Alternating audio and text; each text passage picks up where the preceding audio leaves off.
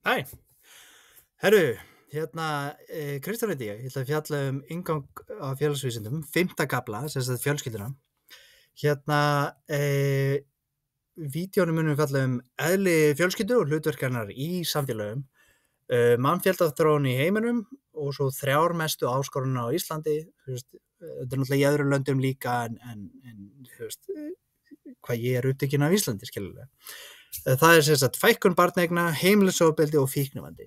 Það er svolítið á hugtökum í glærunum og svona, og ég mun ekkert endilega að vera að fjalla hvert einasta hugtak, þannig að ég íti bara pásu til þess að þú veist, lesa textan og þá svona, ok, þá skiptir ekki máli, þú veist, hvað ég er að bladra þegar þið munið það. Allavega, félagsleg festi er orð, sérst, hugtak yfir einhvers konar fyrirbæri sem í samfélaginu sem hefur svona einhvern hlutverk fyrir samfélagi. Það á að þjóna einhverjum markmiði, sko. Þannig að þú veist, fjölskyldan er félagsleg festi, skóli er félagsleg festi, vinnumarkaður, þetta er allt, þú veist, þetta er allt félagsleg festi. Þetta á það sameinlegt að hafa einhvers konar svona, þú veist, þjóna einhverjum markmiði við að viðhalda samfélagi. Sko, fjölskyldan er mikilvægasta félagslega festið og hún er eiginlega fyrsta og í rauninni það síðasta, sko. Og ég meina það þarf einhvern til þess að búa þig til og þarf einhvern til þess að hjálpa við að koma þér þú veist, þannig að þú verður sjálfstæður og síðan þarf einhvern til þess að ganga frá þér þegar þú deyr, skilur. Þannig að fjölskyldan er í rauninni allt, en sem sagt mikilvægi fjölskyldunar eða nauðsyn hennar hefur svona breyst í gegnum söguna, sko eins og í gamla daga þá var sem sagt stór fjölskyldan, hún var allt, þú veist, einhver fjölskylda í þú veist, árið 1800 bjó ykkur á dal og bjó til allt sjálf, skilur við, og sá sig sjálf. Það var engin félagsþjónusta, það var kannski lokal prestur og ef hann var duglur þá kannski kenndi hann einhvern að lesa, þú veist, og sá svona skriffinsku, en öðru leyti þá sá fjölskyldan sig sjálf, sko. Og þá þurftu náttúrulega öll þessi, þú veist, þá þurftu marga til að sjá allt. Ímyndið ykkur ef að þið þurftu að búa til hvern einasta hlut sem þið notið eða alltaf mat og allt þetta, það er vesen. Þannig að fjölskyldan gerði þetta og þurfti að vera mörg til þess að sjá sig. Þannig að það voru börnin og það voru foreldrar og svo amma og afa. Afa og amma. Þannig að þegar foreldrar þurftu börn til þess að hjálpa til við að gera allar hlutina á heimilinu og svo þegar þau voru gömul og þá þurfti einhver að sjá þau. Og það voru þá börnin sem voru þá orðnir fullorðnir og kannski orðnir foreldrar líka sem að sá gamla fólki og svo unga fólki sá alla. Þannig að öll fjölskyldan sá sig saman. Og það var nauðsynlegt. Í dag er eftir iðnbyltingu þá er miklu auðveldara að fyrir stofnanir samfélagsins að sjá þig. Þannig að þú veist, í dag þegar fólk er orðið gamalt þá ferða oftar en ekki bara á elliheimili, skilur. Þannig að börnin er ekki lengur, þú veist, að sjá algjörlega foreldrarna. Ég bauð mömmu hana, sagði við hana, já, þegar svo þegar þú er orðin á gömul þá flyttur bara inn til mín. Hún sagði, já, nei, fyrir degi. Ég móðgæðist mínu, en allt í lagi. en hún, hún myndi þá freka vilja fara á elliheimili. Þegar að því kemur. Þannig að núna eru börnin orðin svolítið óþörf í rauninni. Þau eru bara kostnaður. Ég meina, strákurinn minn er ekkert að sjá fyrir heimilinu okkar, skilur, hann er ekkert að búa til hlutina. Hann hjálpar við að sjá yngri bræður sína, en þú veist, það er náttúrulega bara, það er börn að sjá börn, skilur. Ef maður hefði sleppt í eignast börn þá væri örugglega ríkar í dag, sko. Ég held nokkuð ljóst að vera ríkar í dag. Af peningum, ekki af hamingju. Það getur verið alls konar fjölskyldur. Þú veist, það ekkert sem segir að fjölskyldur þurfa að vera á einhvern vissan hátt, skilur. Ég hef spurt í næstum áratug nefndi mína, hvað þau telja að vera fjölskyldun sína, og það mjög algengt að fólk nefna gæludýr, eða jafnvel í svona öfgatilfellum þá fór einhver að nefna síma sinn og svona, og það orðið komin svolítið út fyrir, finnst mér, kannski ég fordómafullur, en ég lít á æskuvini mína, þrjá sem fjölskyldu mína, ég guðfaðir sumra og barna þeirra og þeir minna, skilur, og þannig að það að þú hafi bara eitthvað svona tengsl við eitthvað, það eitthvað viss tryggð eða svona, eitthvað öryggi hjá þessu sem að við erum að sækja í, en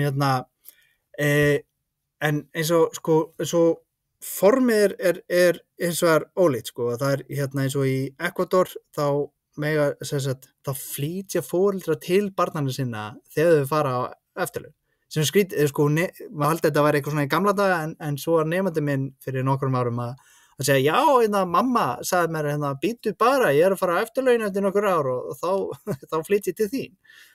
Þannig, ok, það, þess vegna stakk ég upp á þessu við mömmu og hún sagði, nei.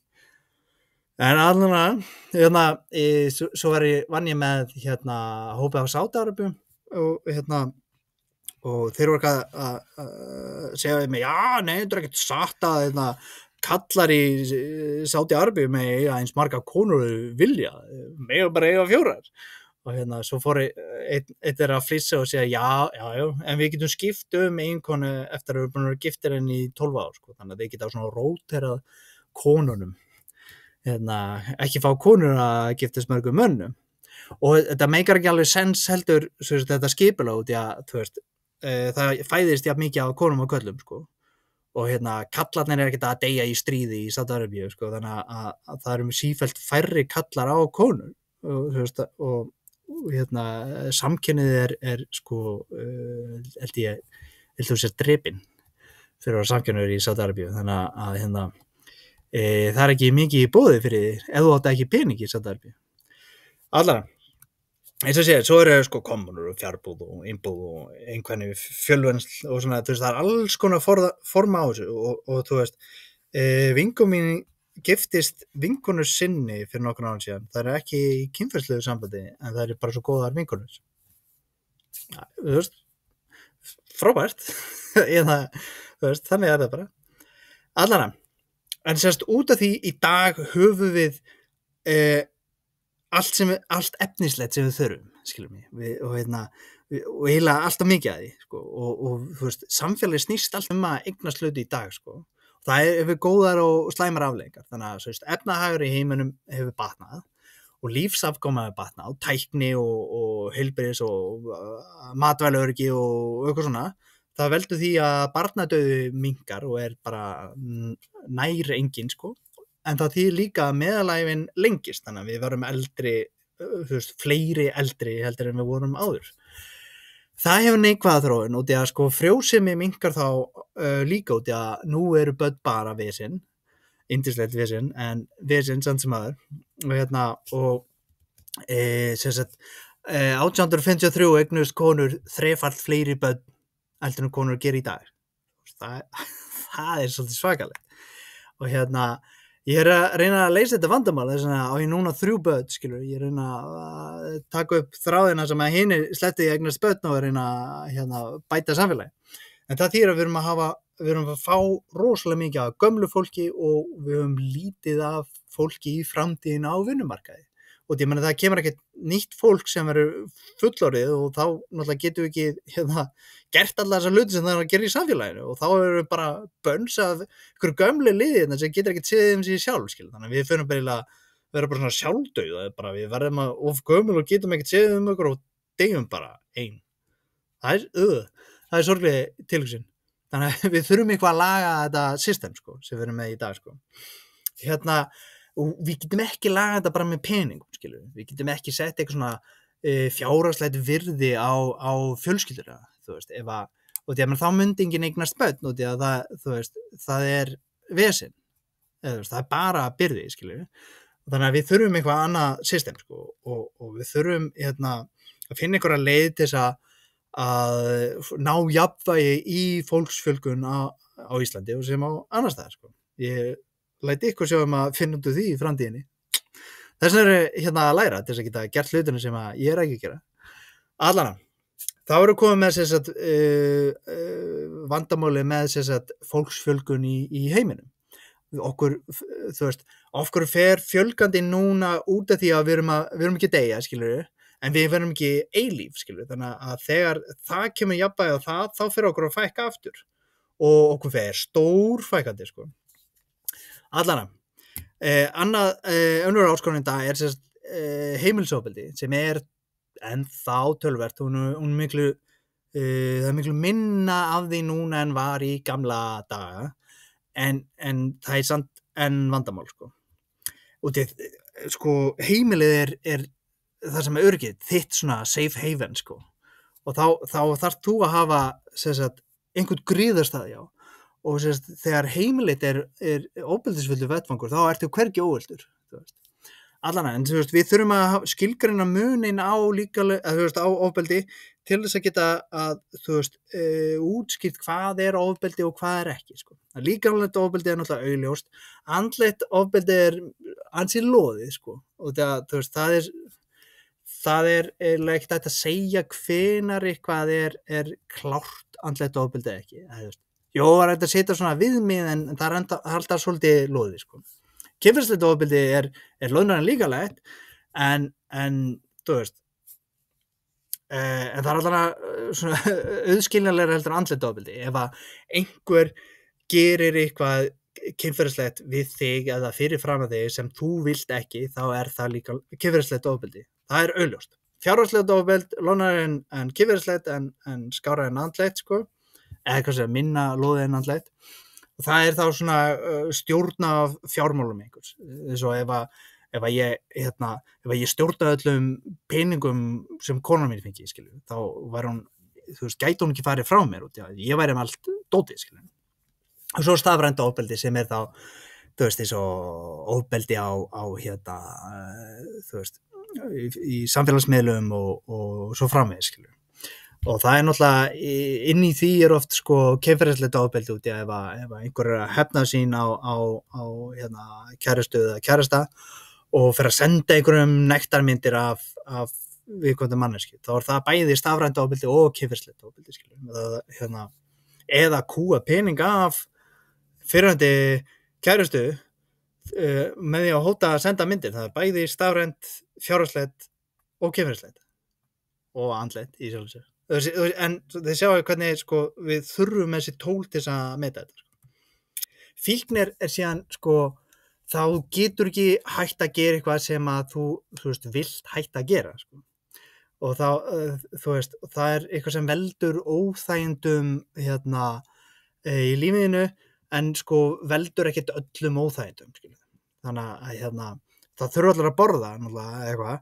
En sko það þýðir ekki að valdi ykkur óþægindum að þurfa stöðugt að borða. Allara. Og þar er svona viss hætta í dag, sérstaklega út í að við höfum allt einhvern veginn, sko. Og við höfum svo mikið af öllu að það er svo miklu meiri hætta á mismunandi fíkn, skilur. Þú getur í sjálfu sér orðið fíkill í næstum hvað sem er. En sko það er sérstaklega svona erfitt núna út í að ef okkur vantar eitthvað tilgangu eða líður illa eitthvað, þá fyrir við bara að sækja í eitthvað vist, sko, og þá fyrir við að fórna öðru í staðan fyrir það og þess vegna er fíknivandi í dag miklu ríkari heldur en í gamla dag. Í gamla dag þá áttur bara ekki þessar hluti, skilur. Þú gast ekkert verið í dópi út að dópar ekki, þú veist, aðgengilegt, skilur. Eða þú veist, síður aðgengilegt. Þannig að það allt að við höfum svo mikið, við höfum samt minni tilgang út í að við erum gegnast börn og eitthvað og þú veist, fjölskyldan er þess að svona rofna og þú veist, þá sækjum við eitthvað til þess að fylla inn í hjarta, skilur, og þá leitum við náttúrulega bara í, þú veist, eitthvað sem að veldur fíkn hjá okkur og það er einhverju vandamál, sko.